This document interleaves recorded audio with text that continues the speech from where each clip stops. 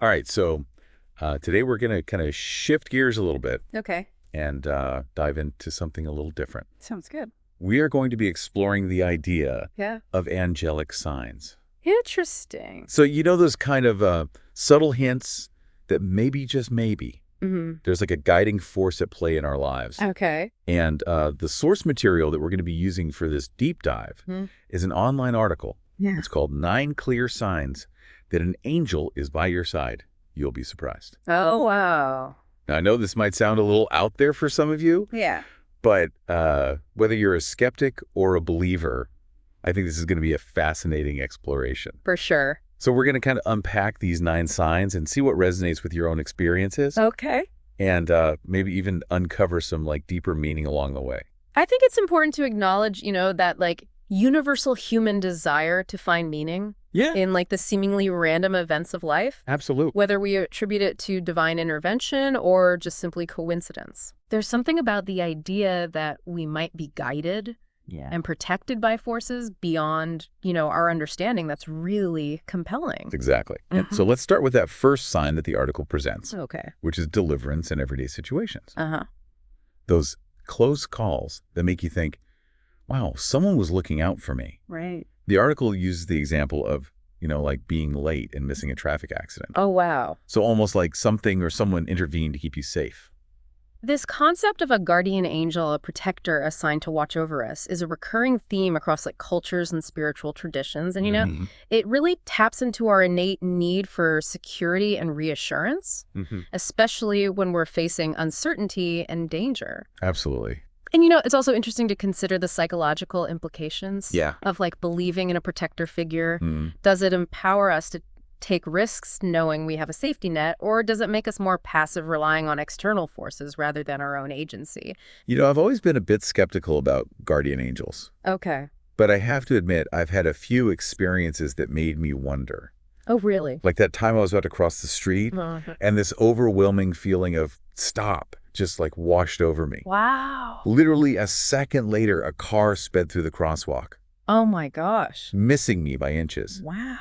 If I hadn't hesitated, it doesn't bear thinking about. That's scary. Have you ever had an experience like that where you felt like you were being guided away from danger?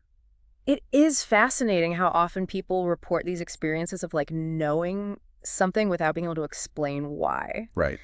Which brings us to the second sign on the list, Okay. that intuitive feeling of don't go there. Oh, yeah. The article suggests that this could be angelic guidance steering us away from harm, but it also aligns with what we know about intuition from a psychological perspective.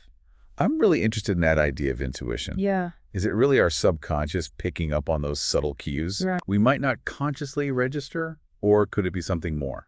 There's a lot we still don't understand about the workings of the human mind, particularly the subconscious. Yeah. Some psychologists believe that intuition is simply a form of pattern recognition based on our past experiences and knowledge. Okay. But others, like Carl Jung, propose the idea of the collective unconscious. Oh, wow. A reservoir of like shared wisdom and archetypes that we can tap into. Okay, now that's getting really intriguing. Yeah. So maybe this don't go there feeling is like a combination of our own internal wisdom and something connected to a larger source of knowledge. It's certainly a possibility worth considering. Yeah. And perhaps that's what makes these signs so compelling. Right. They invite us to explore the boundaries between like the known and the unknown, the rational and the intuitive. I love that. So let's move on to the third sign, Okay. which is all about those chance encounters that feel divinely orchestrated. Right. Like meeting someone at exactly the right time. Yes. You know, the friend who calls with the perfect advice just when you need it most.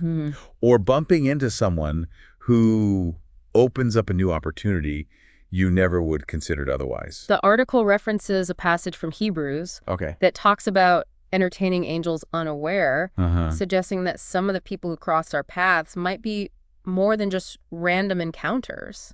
Right. It reminds us of the interconnectedness of humanity and how our actions, however small, can have ripple effects on the lives of others. Yeah. It's a beautiful thought, isn't it? It really is. That we might be playing a role in each other's journeys even without realizing it. And it makes you think about all those seemingly chance encounters that have shaped our lives. For sure.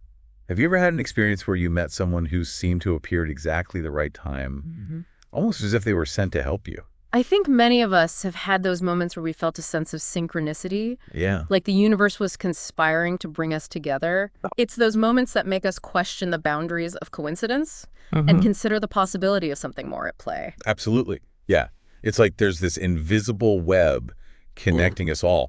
And sometimes those connections become incredibly clear. Exactly. And sometimes those connections seem to defy logic altogether. Right. Which leads us to like the fourth sign on our list. Okay. Coincidences that seem miraculous. Oh, yeah. Those events that make you say, what are the odds? Right. Like finding a lost item just when you'd given up hope. Yeah. Or stumbling upon the perfect solution to a problem Yeah. right when you need it most. It's those moments that make you feel like the universe has your back. Right. Like there's a force out there orchestrating things for your benefit. The article connects this idea to a passage in Psalms about angels protecting those who fear God. Okay. But even if you're not particularly religious, I think most people have experienced those miraculous coincidences that make you wonder if there's something more at play. It's the intersection of faith and probability that I find so fascinating here. Right. Some might argue that these events are simply statistically inevitable, given enough time and occurrences. But for others, these coincidences reinforce their belief in a higher power, a guiding force that orchestrates events for a greater purpose. Right. It's all about perspective. Yeah. What one person might dismiss as random chance, another might see as a sign, a message from the universe. It makes you wonder how much of our reality is shaped by our beliefs and expectations. That's a profound question. It is. If we believe we are guided and protected, are we more likely to perceive events in a way that confirms that belief? Right. And conversely, if we're skeptical, do we tend to overlook or rationalize away those seemingly miraculous occurrences? That's a bit mind-bending. It is. But it makes sense. Yeah, maybe it's not about proving or disproving the existence of angels or divine intervention. Right. But rather about being open to the possibility that there's more to life than meets the eye. I agree. Speaking of things that are hard to explain, let's move on to the fifth sign. Okay. Feeling protected during intense fear. Have you ever been in like a dangerous or threatening situation and felt this unexpected sense of calm wash over you? Yeah. Like you knew somehow that you were going to be okay. The article relates this feeling to a passage in Psalms where God provides strength and courage in times of trouble. But again, whether we attribute it to a divine presence or our own inner resilience, the feeling itself can be incredibly powerful. It's like having an invisible shield around you protecting you from harm. Right. I remember reading a story about a woman who was caught in a violent storm while hiking in the mountains. Oh, wow. She was terrified, but in the midst of her fear, she felt this overwhelming sense of peace, this certainty that she would be all right. Wow. And sure enough, she found shelter and survived the storm. That's amazing. It's stories like that that make you wonder if maybe, just maybe, we have more support than we realize. Yeah. Even in like the darkest of times. And that brings us to the fascinating realm of dreams. Okay. The sixth sign on our list. Right. Clear dreams with solutions to problems. Oh, yeah. You know those dreams that feel so vivid, so real? That you wake up feeling like you've received a message or a solution to a problem you've been wrestling with. It's like your subconscious mind was working through something while you slept. Yeah. Tapping into a source of wisdom you don't have access to when you're awake. I've had a few of those dreams that have left me feeling completely baffled, but also strangely enlightened. Right. The article draws a parallel to the biblical story of Joseph, who received guidance from God in a dream. Okay. But even if we set aside the religious context, there's a long history of dream interpretation across cultures, suggesting that dreams can be a powerful source of insight and guidance.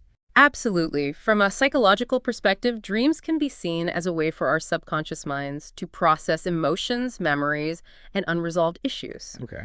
They can offer symbolic representations of our fears, desires, and anxieties. But some psychologists like Carl Jung believe that dreams could also provide access to the collective unconscious, that reservoir of shared human experience and archetypal images I mentioned earlier. So maybe those dreams that feel like they hold a message, a solution, or a warning are actually tapping into something bigger than our individual minds? It's certainly a possibility, and it's one that has fascinated humanity for centuries. Yeah. After all, dreams are one of the few realms where our conscious minds take a back seat, allowing the subconscious to express itself more freely. Right. And perhaps in those moments of surrender, we're more open to receiving guidance from sources beyond our understanding. Okay, that's pretty amazing to think about. It is. And it leads us perfectly to the seventh sign, which is about those moments when we recover something lost, when there was no hope left. Oh, yeah. We've all been there frantically searching for our keys, our wallet, that important document we need. Right. And then just when we've given up hope, Yeah. it turns up in the most unexpected place. The article links this to the encouragement to seek and you shall find from the Gospel of Matthew. Okay. But it also suggests that sometimes this finding might have a little angelic help behind it. But what if it's not about angels at all, but about the power of surrender? You mean like when we finally let go of the frantic searching, the desperate need to find the lost item? Exactly. That's when it magically reappears. It's almost like that letting go creates a space for something else to step in. Yeah. Whether it's a shift in our perception, a stroke of luck, or maybe a little nudge from the universe. I love that idea. Yeah. It's a reminder that sometimes the solution isn't about striving harder, Right. but about surrendering to a wisdom beyond our own. Oh. Yeah, it makes you think about all those times we might be clinging too tightly to a desired outcome, blocking the very thing we're trying to manifest. Precisely. Sometimes the key is to let go. To trust that things will work out in their own way, even if it's not the way we envision. Right. Which brings us to the 8th sign on our list. Okay. And this one really resonates with me, feeling a friendly presence in moments of loneliness. Oh, yeah. Have you ever experienced that when you're feeling isolated or down? Yeah. And suddenly there's this sense of comfort, this feeling of not being alone, even though you're physically by yourself. Oh, absolutely. Yeah. I think most of us have felt that at some point. Yeah. It's like an invisible hug, a wave of warmth and reassurance that washes over you when you need it most. Right. The article connects this to the idea of Jesus's promise of constant presence. I think it goes beyond any specific religious belief. For sure. It's about that universal human need for connection. Right. That longing to feel loved and supported, even when we're physically isolated.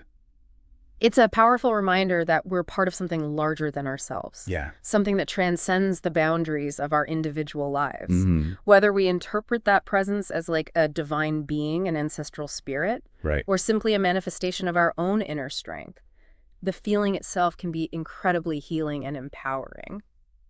It's like tapping into a source of unconditional love and support that's always available to us if we just know how to tune in. Exactly. And speaking of tuning in, Okay. that leads us to the final sign on our list. Right. Words are signs that seem like direct answers. Oh, wow. You know those moments when you're struggling with a decision or a problem, Yeah. and then seemingly out of nowhere, you hear a song lyric, a quote, or even just a random phrase that feels like it was tailor-made for your situation. It's as if the universe is speaking directly to us. Yeah. Offering guidance and reassurance just when we need it most. Right. The article references a passage from Isaiah that talks about God answering prayers before they're even spoken. Okay. But I think this phenomenon goes beyond any specific religious framework. Yeah. It's about recognizing the interconnectedness of all things and being open to receiving messages from unexpected sources. It's like we're all part of this giant cosmic conversation. Right. And if we pay close enough attention, we can start to pick up on the whispers of wisdom that are always surrounding us. But it does require a certain level of awareness, a willingness to look beyond the surface and see the deeper meaning that might be hidden in plain sight. Absolutely. It's about cultivating a sense of mindfulness. Right. A practice of paying attention to the present moment without judgment. Yeah. When we quiet the chatter of our minds and open our hearts, we become more receptive to those subtle signs and synchronicities that might otherwise pass us by. So as we kind of wrap up our deep dives into these 9 angelic signs, Okay. I think the key takeaway is this. Whether we interpret them as divine messages, meaningful coincidences, Yeah. or simply the workings of our own subconscious minds, Right. these experiences can offer valuable insights into our lives and guide us on our journeys. They invite us to explore the boundaries between the known and the unknown, Yeah. to question our assumptions, and to embrace the mystery and wonder that lie at the heart of human experience. And maybe, just maybe, by opening ourselves to the possibility of something greater than ourselves, we can tap into a source of wisdom, guidance, and support that's always been there waiting to be discovered. Thanks for joining us on this exploration. Yeah. We hope it sparked your curiosity and inspired you to pay attention to the subtle signs and synchronicities that are woven into the fabric of your own life. And remember, whether you believe in angels or not, Right. there's magic to be found in the everyday if we just know where to look. Absolutely. Until next time, keep seeking, keep wondering, and keep those hearts open to the possibility of the extraordinary.